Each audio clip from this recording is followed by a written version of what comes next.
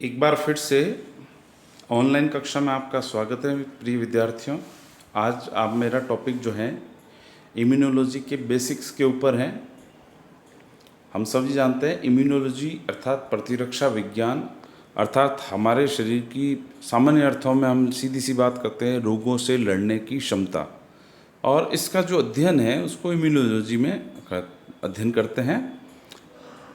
Latin word immunology का जो basic शब्द है वह लैटिन से लिया गया है। इम्यूनिस का मतलब जो है एग्जम्प्टेड फ्रॉम पब्लिक सर्विसेज, जो भी जैसे पब्लिक सर्विसेज या लोगों के पनिशमेंट है उन सब से अलग व्यक्ति किया गया, एग्जम्प्टेड है, जिसको कुछ भी नहीं हो, जो इम्यून होता है, जिसको इम्यूनिटी प्रोवाइड होती है पब्लिक पनिशमेंट या इस तरह का वर्ड का उपयोग सामाजिक तौर पे उपयोग लिया जाता है। परंतु यहाँ इम्यूनोलॉजी में इसका अर्थ जो है संक्रामक रोगों से सुरक्षा की स्थिति के संदर्भ में लिया जाता है, अर्थात व्यक्ति का या किसी जीव विशेष का संक्रामक रोगों से सुरक्षित होना ही इम्यूनोलॉजी या इम्यून कहलाता है। शब्द है इम्यूनोलॉजी, जिसे प्रतिरक्षा विज्ञान कहते हैं। उसमें क्या है परिभाषा? एग्जाम्स में इससे मिलती जुलती परिभाषाएं पूछी जा सकती हैं जो आपको ध्यान होनी चाहिए। प्रतिरक्षा विज्ञान अर्थात प्रतिरक्षा प्रणाली की संरचना और कार्य का अध्ययन। किस प्रकार से प्रतिरक्षा प्रणाली के विभिन्न अवयव काम करते हैं, उनके प्रत्येक के कार्य क्या हैं, इन सभी चीज़ों का अध्ययन प्रतिरक्षा विज्ञान में या इम्यूनोलॉजी में किया जाता है। इम्यून सिस्टम अर्थात कोशिका, उत्तक और अणु जो रोगाणुओं से प्रतिरोध करने में मदद करते हैं, अर्थात हमारे शरीर प्रतिरक्षा तंत्र में वे सभी अवयव जो रोगाणुओं से लड़ने में मदद करते हैं, चाहे वो कोशिका है या उत्तक है या अणु जैसे मॉलिक्यूल्स, एंटीबॉडी या टिश्यू जैसे क्या lymph tissues, B lymphocyte, T lymphocyte, कोशिका जैसे मैक्रोफेजेज, बी टी, ये सेल्स भी हैं, और रक्त उत्तक जो है, ये समस्त जो भी संरचनाएं या उत्तक कोशिकाएं, ये सभी जो प्रतिरक्षा में मदद करती हैं वह इम्यून सिस्टम का भाग है, या यूँ कहें कि ये सभी मिल करके प्रतिरक्षा तंत्र का निर्माण करते हैं। इम्यूनिटी को हिंदी में कहेंगे प्रतिरक्षा। यह क्या है? यह जीवों की क्षमता है जिसके द्वारा वह पहचानते हैं किसको? एक जो खुद के से संबंधित है, यानी हमारे खुद की शरीर कोशिकाएं हैं, खुद कोशिकाओं के उत्पाद होते हैं जो हमारे स्वयं के, उनको पहचानना और उनके साथ बने रहना, यानी उनको टॉलरेट करना, सहन करना।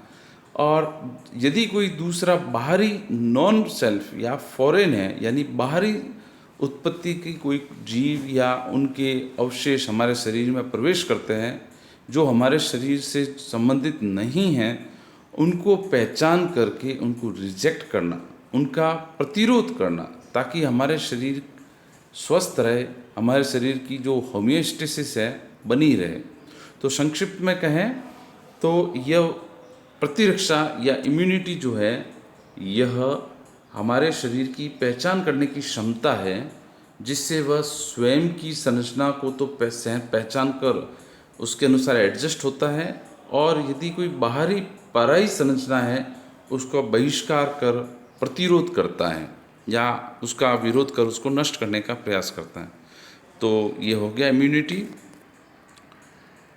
नेक्स्ट है इम्यून रेस्पॉन्स, प्रतिरक्षा अनुक्रिया। अर्थात अनुक्रिया मतलब किसी चीज़ की जो क्रिया होती है उसके बाद में इम्यून रेस्पॉन्स जो है अनुक्रिया कहलाता है। यानी कोई बाहरी जो पैथोजन अथवा कोई चीज़ हमारे शरीर में प्रवेश कर गई या कांटेक्ट में आई है, तो हमारा प्रतिरक्षा तंत्र किस प्रकार से क्रिया करता है उसको कहते हैं अनुक्रिया। अर्थात व्यक्ति विशिष्ट, individuals collective and coordinated response of the immune system to the introduced foreign substance. जो बाहरी सब्सटेंस अथवा पैथोजन हमारे शरीर में प्रवेश कर गया है या संपर्क में आया है, उसके खिलाफ प्रतिरक्षा तंत्रों द्वारा किए गए समग्र कलेक्टिव समन्वित कोऑर्डिनेटेड प्रयास, ताकि उसका विरोध किया जा सके और शरीर को रोगों से बचाया जा सके। इसको कहते हैं प्रतिरक्षा अनुक्रिया। अब बात आती है रोल ऑफ इम्यून सिस्टम। प्रतिरक्षी तंत्र के क्या कार्य? आप जानते हैं, एक तो कार्य सीधा सा सामने पड़ा है कि हमें रोगाणुओं, पैथोजेंस जो बीमारी फैलाते हैं, जैसे वायरस, बैक्टीरिया और भी बहुत सारे हैं, उनके खिलाफ सुरक्षा प्रदान करना। एक पहला काम तो यही है। परंतु इसके अलावा हमेशा बाहरी ही हो, कई बार ऐसा भी होता है जो घर की चीज़ पराई हो जाती है। जैसे हमारे शरीर में कोई कोशिका है, उत्परिवर्तन हो गया उसमें, तो उसमें कुछ ऐसे पदार्थ, ऐसी क्रियाएं, ऐसी जैव रासायनिक क्रियाएं होगी जो सामान्यतः हमारे शरीर में नहीं होती, तो वो भी हमारे लिए नुकसानदायक हो सकती हैं। तो हमारा शरीर उन उत्परिवर्तित कोशिकाओं या एबनॉर्मल कोशिकाओं को पहचानता है और उनको डिस्ट्रक्ट करता है, नष्ट करता है। वो जैसे आप जानते हैं कैंसर, कैंसर क्या है? वास्तव हमारे शरीर की कोशिकाएं ही होती हैं, परंतु वह म्यूटेशन के कारण अथवा सेल साइकिल में डिस्टरबेंस के कारण वह असामान्य रूप से वृद्धि करती हैं और उसके अंदर कुछ ऐसी प्रोटीन्स और संरचनाएं बनती हैं जो हमारे शरीर में सामान्यतः दूसरी कोशिकाओं में नहीं होती है।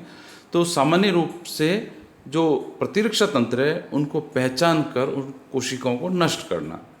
ये मैं आपको बता दूं, हमारे शरीर में हर रोज़ उत्परिवर्तन होते रहते हैं।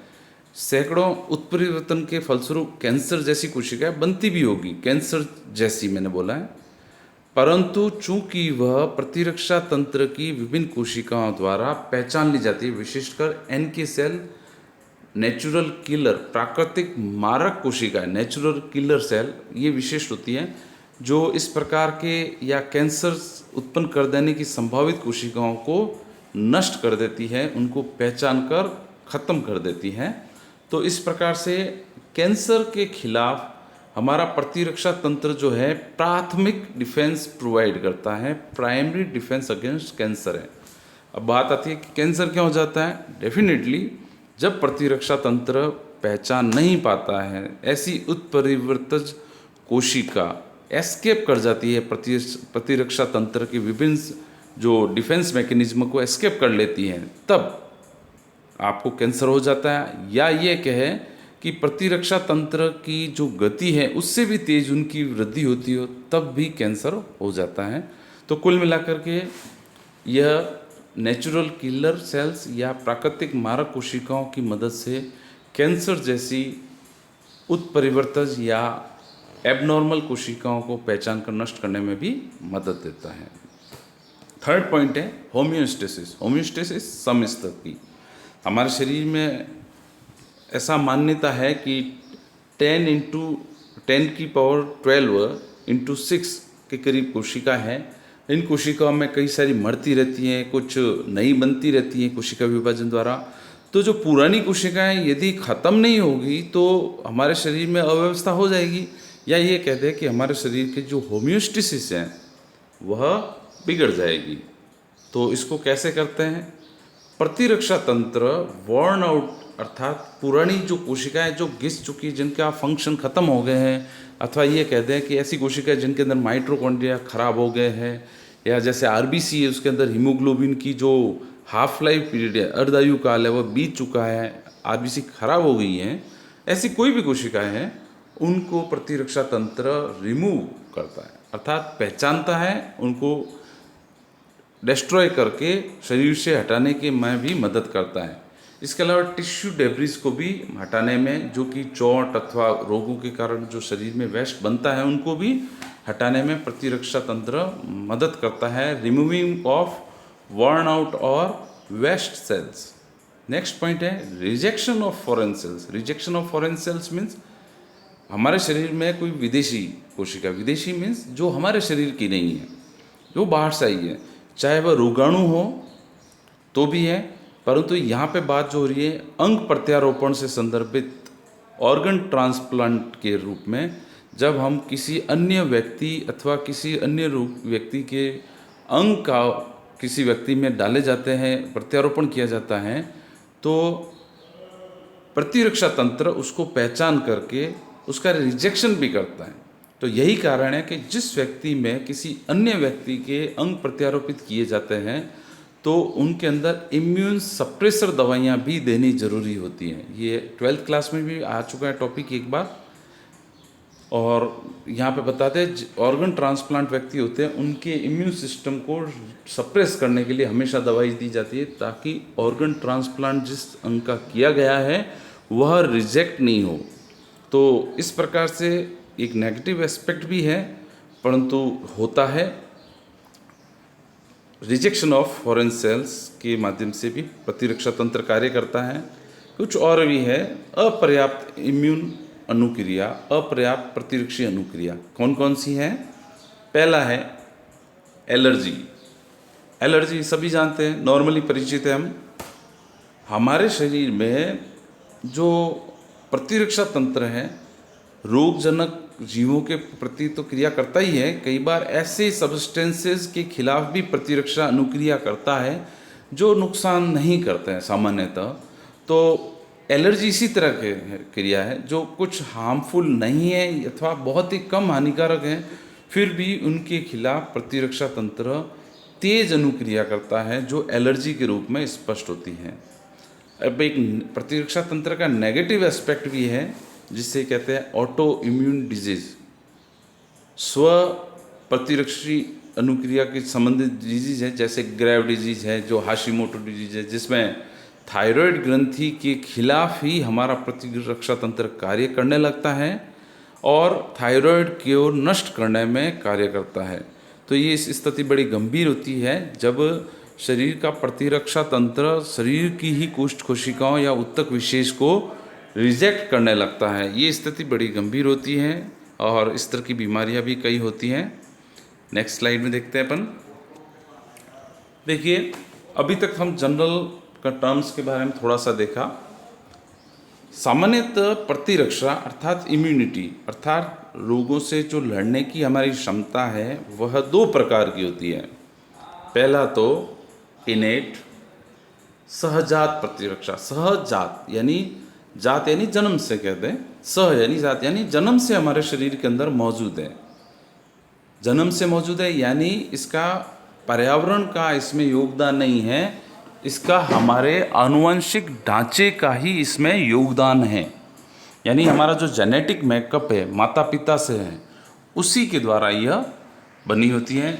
ये नॉन एडेप्टिव है यानी अनुकूलन के फलस्वरूप उत्पन्न नहीं हुई है, ये जन्मजात है, इसलिए ये नॉन एडेप्टिव है, गैर अनुकूलन वाली है।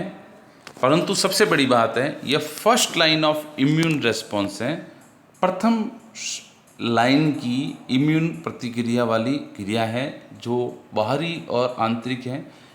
इसको मैं टॉपिक को अगली वीडियोज़ में अच्छे से डिस्क्राइब करूँगा, समझाऊंगा, परंतु यहाँ पे संक्षिप्त में बता देता हूँ। जैसे हमारे बॉडी के ऊपर कोई इन्फेक्शन बाहर से आया तो हमारी त्वचा एक जनरल बैरियर है, उसके क्रॉस करके, चूँकि हम जानते हैं कि त्वचा की सबसे ऊपरी परत जो डेड सेल्स की होती है तो वो हमारे शरीर में रोगाणुओं से रक्षा करती है, बाहरी रोगों से रक्षा करती है। ये जन्मजात है, चूँकि इसमें कोई विशिष्टता नहीं है कि कोई रोग विशेष के प्रति लड़े। तो आप कह सकते हैं, तो इस प्रकार से देख सकते हैं कि इनेट जो इम्यूनिटी है वह हमारे आनुवंशिक खाके से जुड़ी हुई होने के कारण फर्स्ट लाइन ऑफ डिफेंस है। जैसे त्वचा का मैंने डिस्टर्ब हो गया था बीच में फ़ोन से। फर्स्ट लाइन ऑफ डिफेंस है हमारे शरीर की, अर्थात जो सबसे पहले रोगाणु आता है उसका सबसे पहले जो पहली दीवार, जैसे किले होते हैं पुराने समय में, हमारा शरीर भी एक किले नुमा है जिसकी पहली डिफेंस लाइन, जो पहली दीवार है, सहजात प्रतिरक्षा है।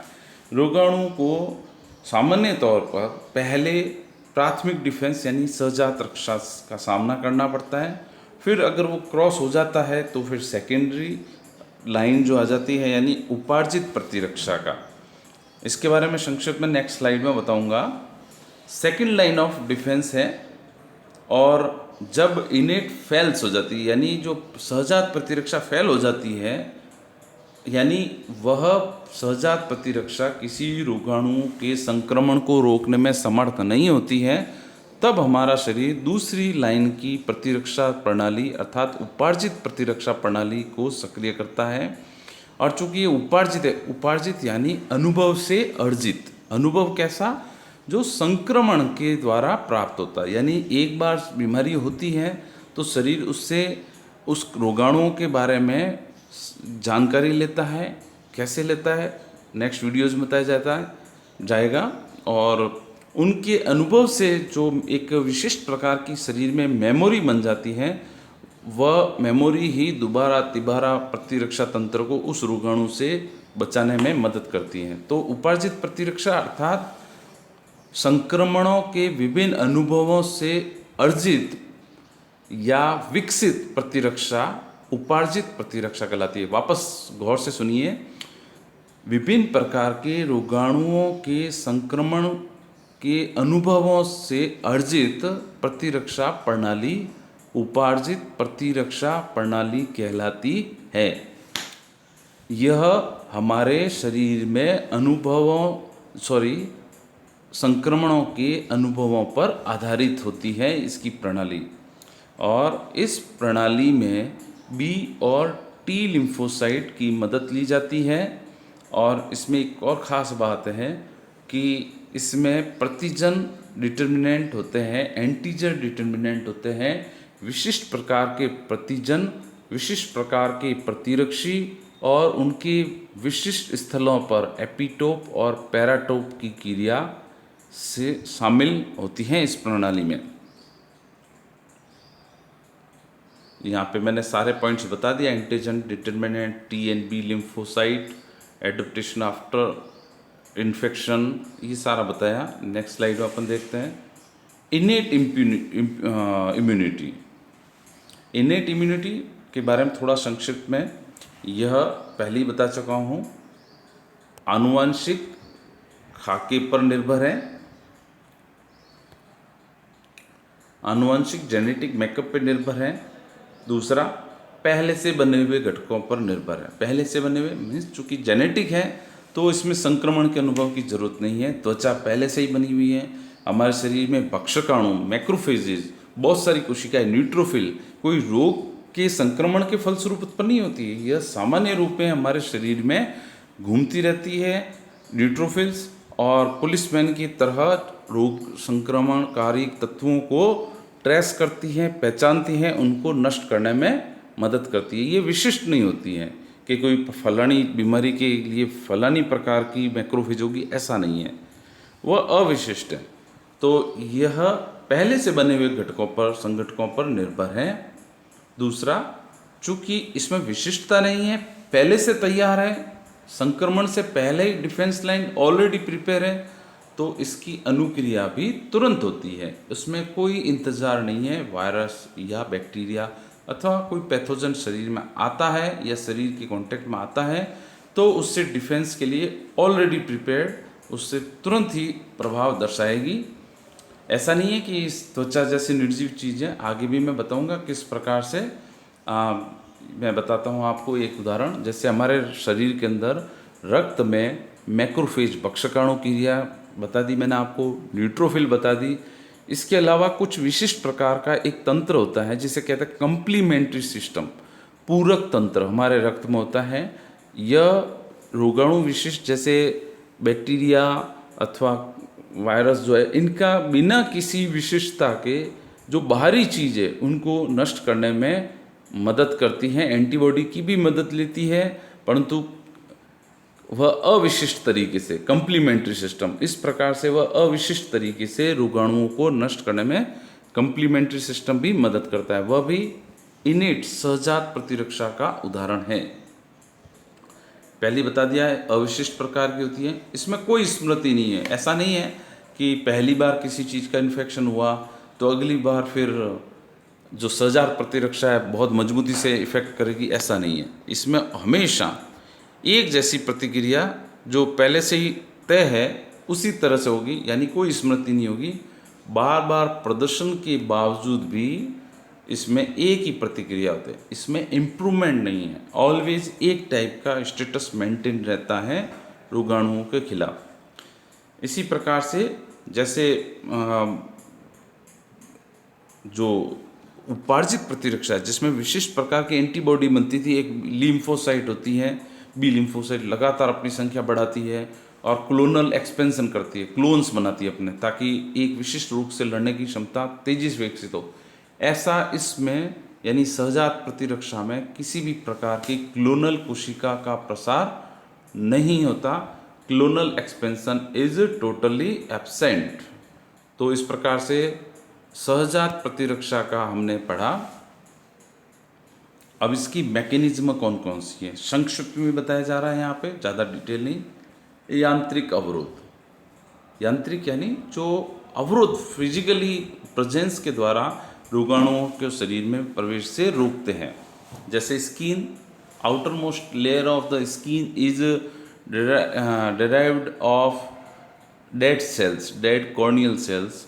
तो वह डेड स्किन का जो अंश है वह रोगाणुओं को शरीर में प्रवेश करने से रोकता है, विशेषकर वायरस और बैक्टीरिया जो कि लिविंग सेल्स पर इजीली ग्रो होते हैं, डेड सेल्स पे नहीं, तो वो वैसे ही नहीं आएंगे सीधे स्किन से।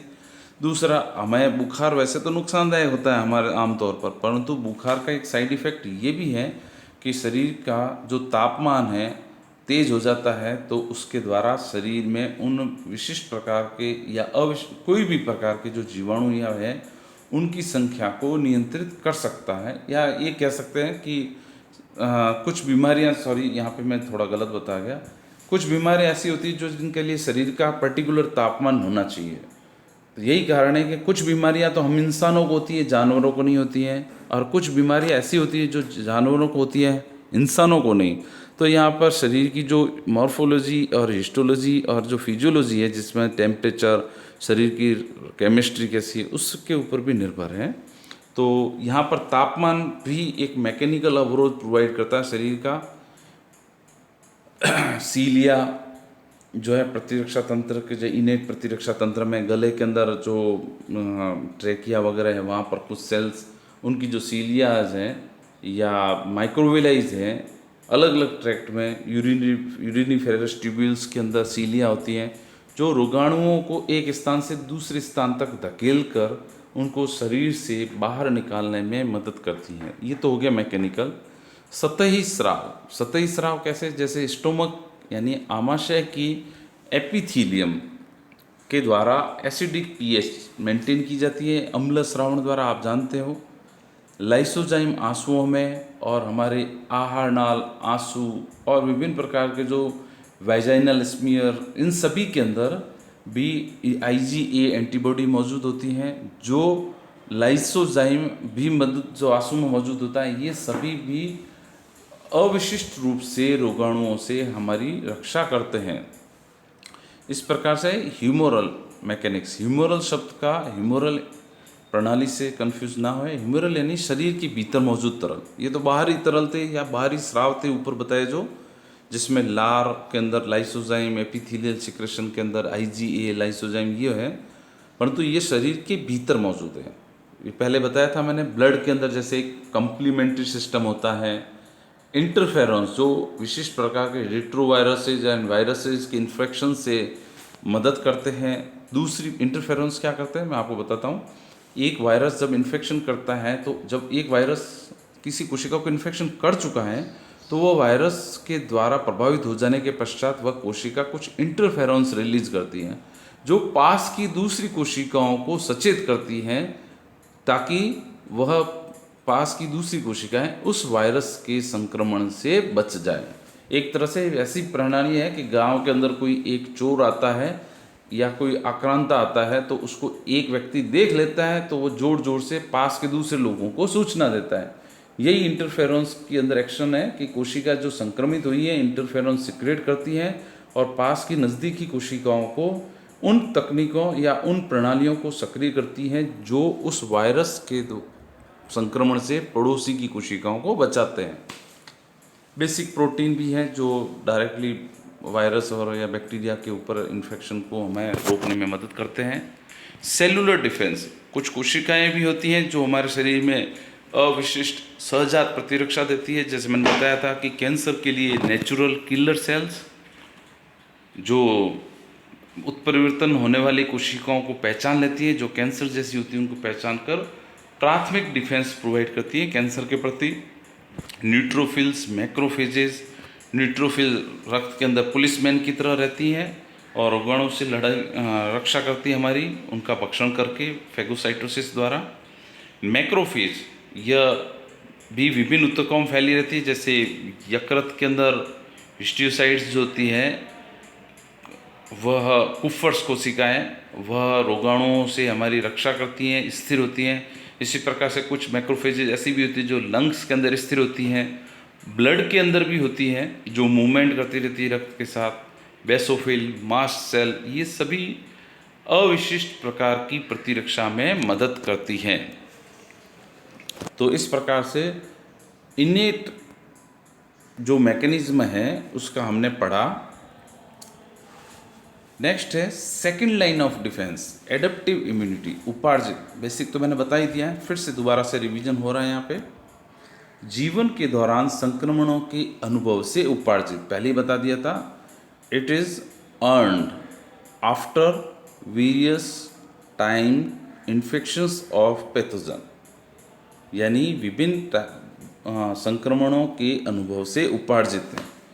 ये जन्मजात नहीं है, संक्रमणों के उत्पन्न है, संक्रमणों के फलस्वरूप हमारे शरीर में अनुकूलन के रूप में उत्पन्न होती हैं, यानी यह जन्मजात नहीं है, पहला। दूसरा, यह संक्रमणों के अनुभव से अर्जित है। तीसरा, इसमें धीमी प्रतिक्रिया होती है। धीमी क्यों?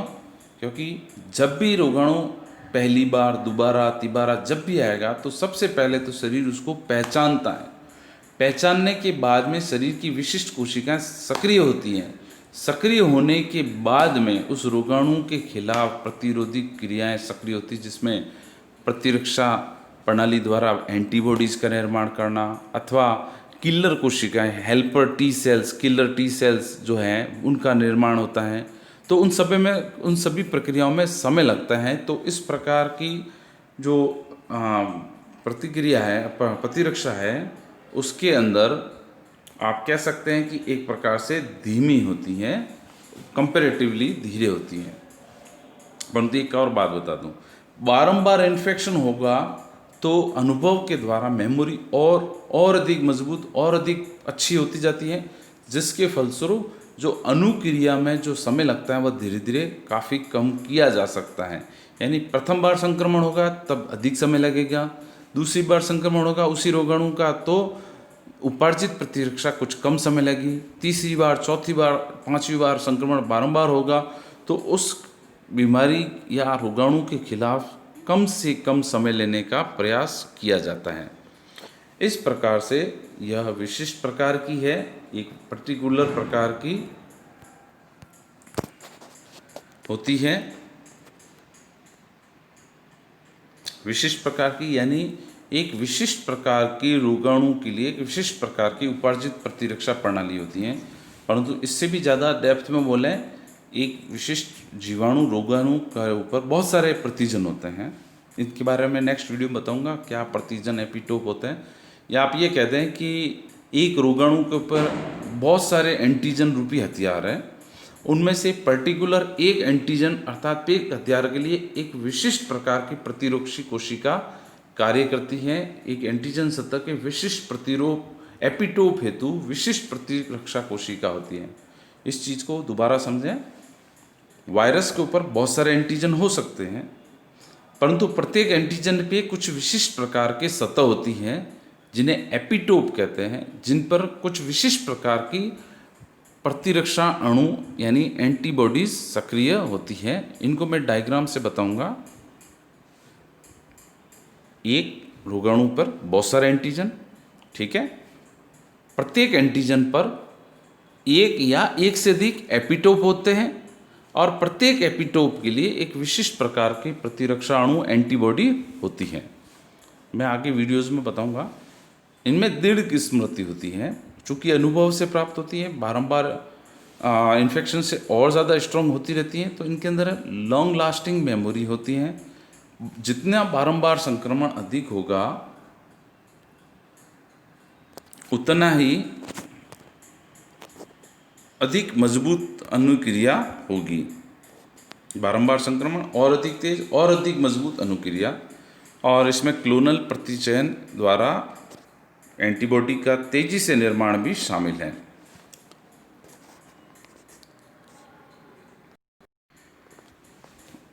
उपार्जित प्रतिरक्षा दो प्रकार की होती है। एक में तो कोशिका स्वयं भाग लेती है प्रतिरक्षी अनुक्रिया में, जिसका उदाहरण है टी लिम्फोसाइट द्वारा मदद लेकर के प्रतिरक्षा अनुक्रिया। इसके द्वारा इंट्रासेल्युलर माइक्रोब्स का निराकरण या एलिमिनेशन किया जाता है, जो that survive with in the phagocyte और अदर इन्फेक्टेड सेल्स। दूसरे हैं ह्यूमरल। ह्यूमरल में क्या होता है कि हमारे प्रतिरक्षी तंत्र के द्वारा विशिष्ट प्रकार के एंटीबॉडी अणुओं का निर्माण होता है और उनको रक्त की प्लाज्मा के अंदर फ्रीली छोड़ दिया जाता है। प्लाज्मा के अंदर विभिन्न प्रकार के एंटीबॉडी अणु छोड़ दिए जाते हैं और ये एंटीबॉडी अणु उस विशिष्ट रोगाणु को पहचान करके दूसरी अन्य कोशिकाओं को उसको ख़त्म करने में मदद करते हैं। तो इस प्रकार से डायरेक्टली यहाँ पर कोशिका इन्वॉल्व न करके कोशिका का उत्पाद तरल प्रतिरक्षी अनुक्रिया में भाग लेता है, जो एंटीबॉडी अणु होता है। इस प्रकार से यह मीडिएटेड बाय एंटीबॉडीज़ की सहायता से होती हैं। इस अनुक्रिया में बी लिम्फोसाइट का महत्वपूर्ण योगदान होता है और इसमें रोगाणुओं को एक्स्ट्रा सेलुलर कोशिका के बाहर, यानी दो कोशिकाओं के बीच जो तरल होता है, यानी हमारे रक्त की प्लाज्मा के अंदर जो रोगाणु स्वतंत्र, वहीं पर उनको नष्ट किया जाता है। कोशिका के अंदर नहीं लिया जाता वायरस को ख़त्म करने के लिए। माइक्रोब्स और टॉक्सिन को इस प्रकार से कोशिका के बाहरी एंटीबॉडी की मदद से ख़त्म किया जाता है। ये एक प्रकार से जो तरल प्रतिरक्षी अनुक्रिया में जो एंटीबॉडी होती है वह रोगाणुओं के ऊपर मार्किंग करती है, उसके ऊपर चिपक जाती है और दूसरी कोशिकाओं को लोकेट करती है कि this is the pathogen, this is and foreign substance, और फिर उसके ऊपर मैक्रोफेज आकर ख़त्म भी कर सकती हैं। यानी पहले रोगाणुओं का या एंटीजन का डीएक्टिवेशन करती है एंटीबॉडी, फिर उसको लोकेट करके उसको ख़त्म करने में मदद करती है। काफ़ी लंबा वीडियो हो गया है, आज के लिए इतना ही। नेक्स्ट वीडियो में मैं डिटेल से और स्लाइड्स के बारे में, इनके बारे में, प्रतिरक्षा तंत्र के बारे में समझाऊंगा। Thank you very much.